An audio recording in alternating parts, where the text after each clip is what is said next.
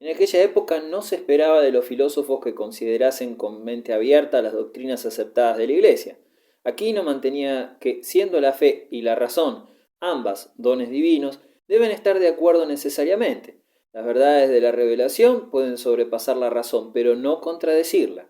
La fe implicaba el consenso de la inteligencia a los mandatos de la voluntad en relación con proposiciones que aparecían como posibles y buenas de creer. Del cuerpo de la verdad contenida en la revelación, verdad inaccesible a la razón, pero no incompatible con ella, sólo una parte había sido consignada en la Escritura. El resto había sido transmitido por los apóstoles, inspirados íntimamente por el Espíritu Santo, para ser observado por la Iglesia.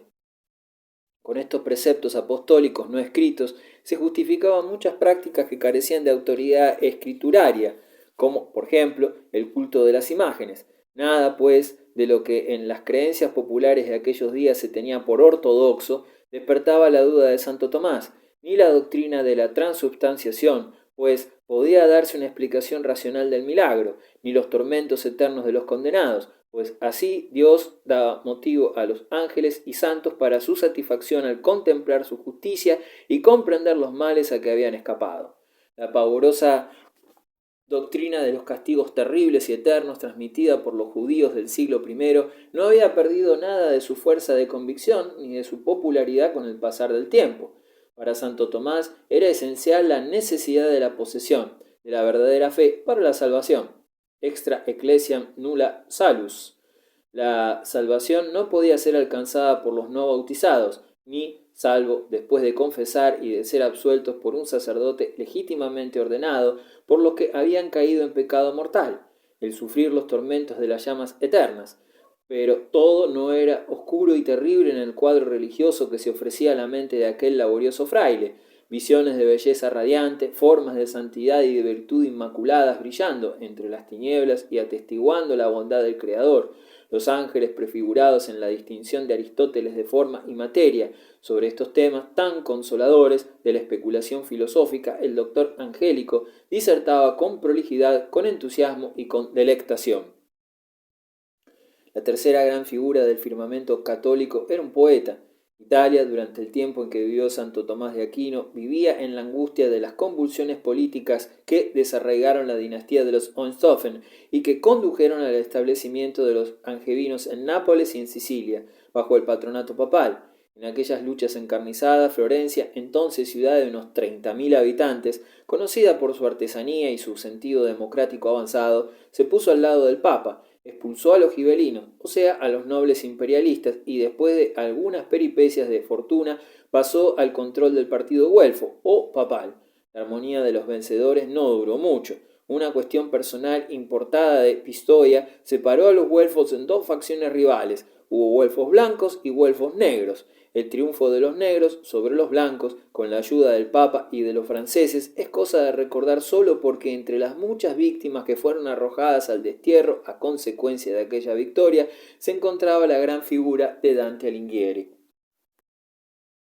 Dante, 1265-1321, que entonces tenía 36 años, era ya el autor de un gran número de poesías líricas italianas que lo distinguían como poeta de genio original. Había escrito el Canzonieri y, rememorando su ardiente pasión por Beatriz en La Vita Nuova, se había inmiscuido con gran vehemencia y seriedad en las luchas políticas de la ciudad y había participado de su gobierno como uno de los priores de las artes. Sus vecinos los conocían como hombre altivo, reservado, estudioso, patriota y desde que en 1290 Beatriz había muerto, como ensombrecido por una aflicción persistente.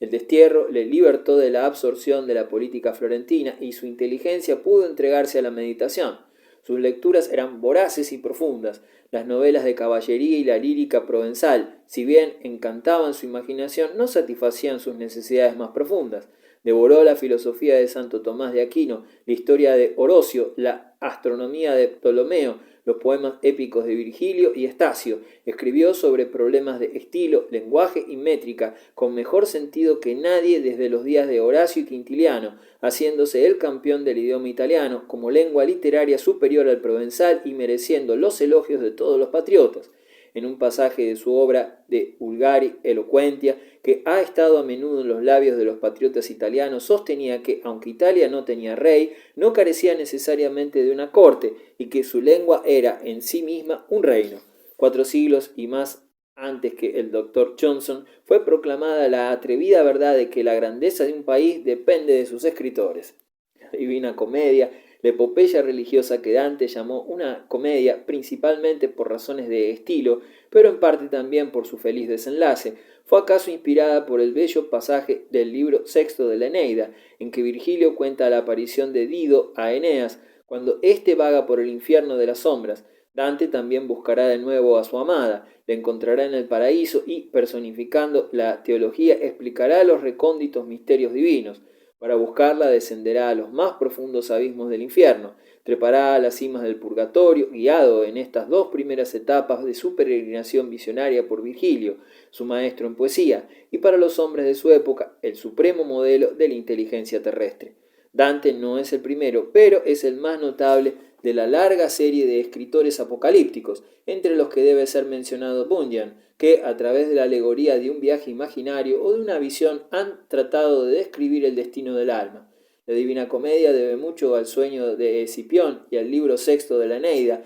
y el tema del descenso al mundo inferior tampoco era original, ni siquiera en Virgilio, así como tampoco era exclusivo de los escritores de la antigüedad pagana. Existía una catábasis de Heracles y una catábasis de Orfeo, lo mismo que aquella catábasis de Odiseo que sirvió de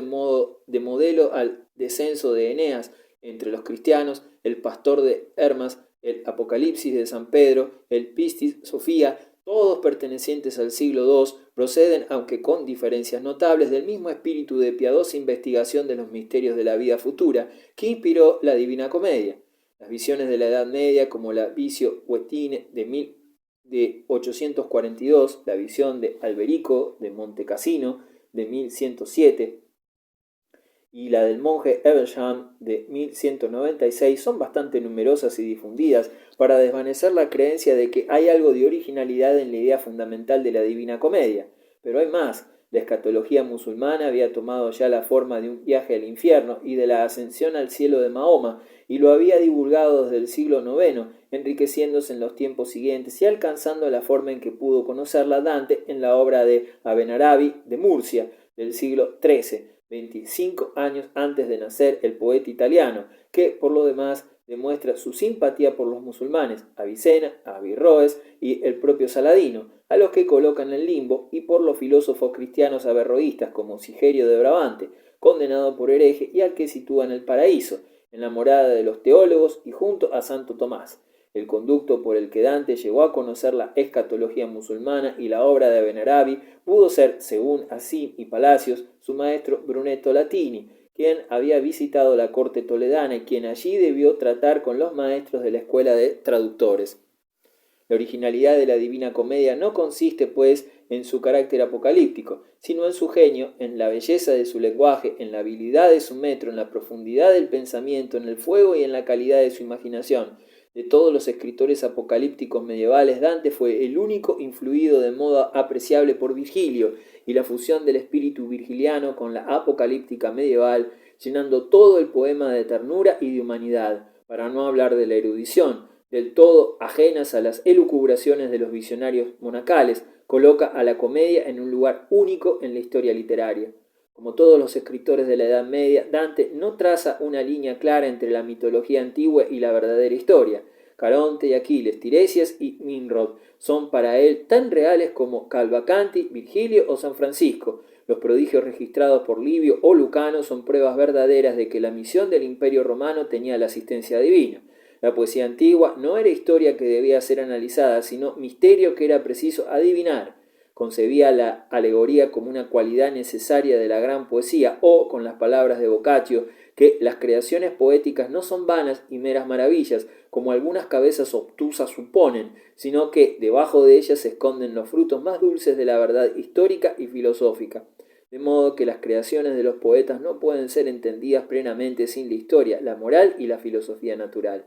La tendencia a la alegoría y su falta de crítica hacen a la épica de Dante oscura y remota para nosotros. El poema carecía de humor, parte de un famoso discurso pronunciado por Beatriz ante Dante en La suavidad del paraíso, dice así: